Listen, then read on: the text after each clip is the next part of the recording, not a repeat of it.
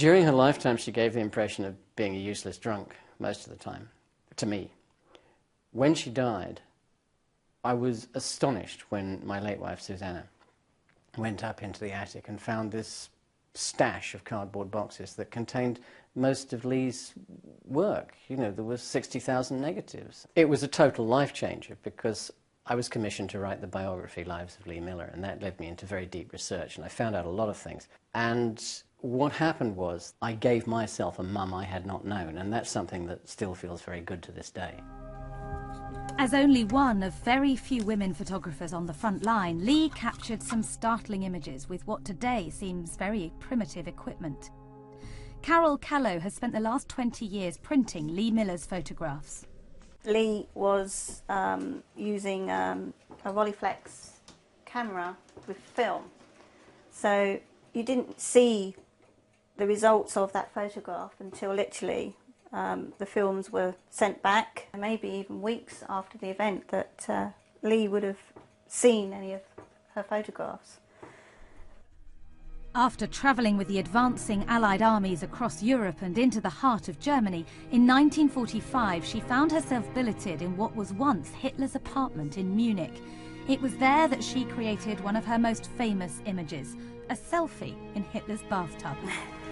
This image is one of the more iconic images of Lee Miller, and it was taken on the evening of the day that Lee and her friend and colleague David Sherman had visited Dachau, the concentration camp.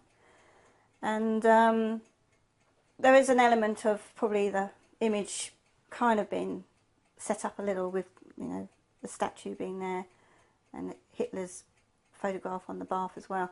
But I think one thing you can't take away is the fact that her boots and her clothes, the boots have made his pristine bath mat absolutely filthy, and the fact that you know, Lee had been at Dachau and now was washing away that particular day in his bath and making his bath mat dirty.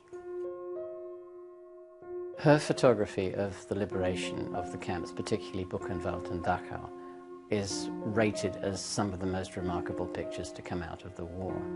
And when we realised that in that moment she was looking for the faces of her friends who had gone missing from Paris because they'd been taken by the Nazis, you realise how personal that was.